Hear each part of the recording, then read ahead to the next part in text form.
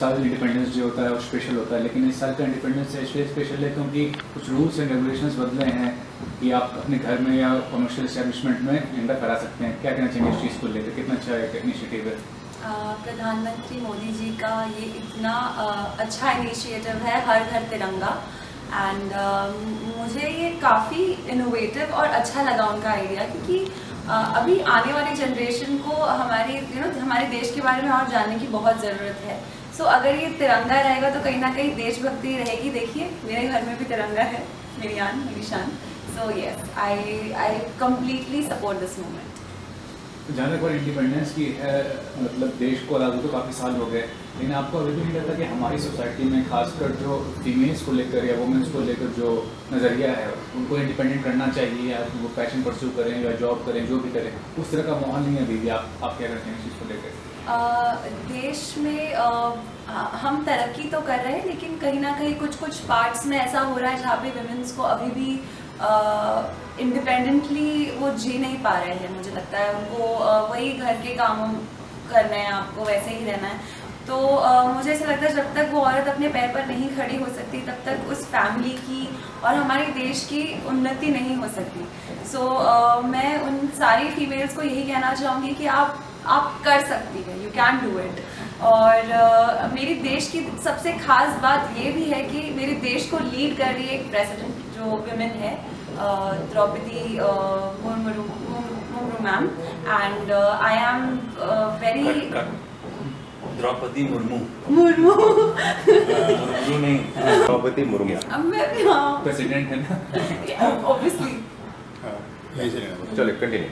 मेरे देश की सबसे खास बात ये भी है कि हमें लीड कर रही है हमारी जो प्रेसिडेंट है श्रीमती द्रौपदी मुर्मू मैम। एंड मतलब ये है ना कि हम नारी को बहुत आगे रखते हैं, और मैं चाहूँगी कि हम पर्सनल स्पेस में भी, अपने फैमिली में भी अपनी वुमेन्स को वो पार दें, उसको वो उसको मोटिवेट करें कि तुम कर सकते। इंडिपेंडेंस डे है, इंडिपेंडेंस मतलब पैट्रियोटिज्म। आज के टाइम में यंगस्टर्स को देखा गया कि उनमें उस तरह का देशभक्ति का भाव नहीं है। जब से सोशल मीडिया का मतलब राइज हुआ है, हमेशा जो यंगस्टर्स हैं वो इंगेज रहते हैं सोशल मीडिया प्लेटफॉर्म्स पे। ये कितनी बुरी बात है, और कितना ज़्यादा आपको पैट्रियोटिक होना ज़रूरी है और देश के लिए जो रिस्पॉन्सिबिलिटी है वो निभाना ज़रूरी है? एज अ यूथ जो जनरेशन है, हम लोग देश के बारे में फ़िलहाल, जैसे मेरे टाइम पे ऐसा था, टेक्स्ट बुक्स में हम लोग को बहुत कुछ था हिस्ट्री के बारे में, आज भी है, लेकिन कहीं ना कहीं जो हम देश के लिए जो पहले फील किया करते थे, अभी वो कहीं ना थोड़ा डिक्लाइन होता जा रहा है। तो आई थिंक उसके लिए वो मोमेंट बहुत बराबर है, हर घर तिरंगा।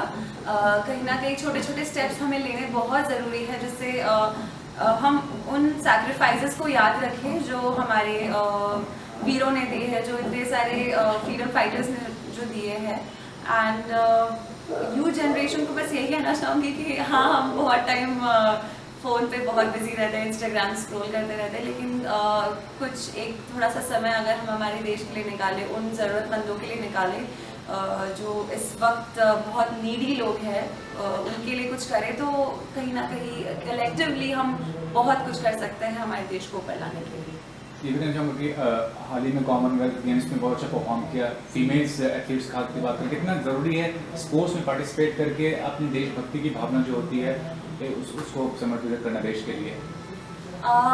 मैं देख रही हूँ कॉमनवेल्थ में सारी फीमेल्स एकदम आगे आके हमारे लिए मेडल्स ला रहे हैं, तो इससे ज़्यादा प्राउड मोमेंट कुछ हो ही नहीं सकता, क्योंकि हमेशा से फीमेल्स को ऐसा माना गया है कि स्ट्रॉन्ग नहीं हो तुम, कुछ कर नहीं सकती हो, लेकिन हमारी बेटियाँ हमारे देश की वही नाम रोशन कर रही है। और स्पोर्ट्स में रहना और स्पोर्ट्स आगे परस्यू करना बहुत ज़रूरी है, मुझे लगता है, क्योंकि कहीं ना कहीं देशभक्ति उसी से आती है। जैसे आज देखो हम क्रिकेट देखते हैं, तो जैसे इंडिया कुछ अच्छा, मतलब उन्होंने 6 मारा 4 मारा तो हम इंडिया चिल्लाते हैं, और कहीं ना कहीं स्पोर्ट्स हमको एक साथ लेकर आता है, हमारे अंदर लीडरशिप क्वालिटी डेवलप होती है। जैसे बचपन में I used to play football, और क्रिकेट में बहुत ज़्यादा खेला करती थी, तो उससे मेरे अंदर बहुत ज़्यादा क्वालिटीज़ आई है, और I feel sports is very important for you as an individual.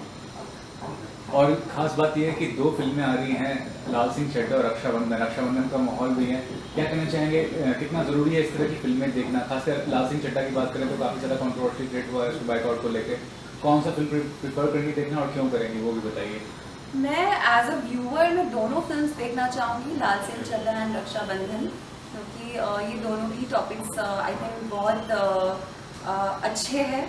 And I think as a film maker अगर सोचा जाए तो आप बहुत कुछ इसमें इन्वेस्ट करते हो, बहुत ज़्यादा टाइम, मनी एंड लॉट्स, मतलब बहुत सारे लोग इस एक प्रोजेक्ट के पीछे इन्वॉल्व होते हैं। हमारे लिए बहुत आसान है ये कहना कि इस एक्टर की फिल्म हम नहीं देखेंगे, जैसे अभी हाल ही में जैसा हो रहा है, बट मुझे ऐसा लगता है वो अपना काम कर रहे हैं और हमें भी उस चीज़ को सपोर्ट करना चाहिए। बाद में अगर आपको नहीं पसंद आए वो आपकी चॉइस है, लेकिन अब जब वो रिलीज़ नहीं हुई तो हम उस पर इतनी उंगली नहीं उठा सकते। लास्टली इसका क्या होगा कि मिक्का डिवोटी के पार्टिसिपेट करने का क्या लगता है आपको? आपका करियर आगे जो है उसके बारे में बताइए, क्या फ्यूचर प्लान्स है, क्या विजन है अपने करियर को लेकर?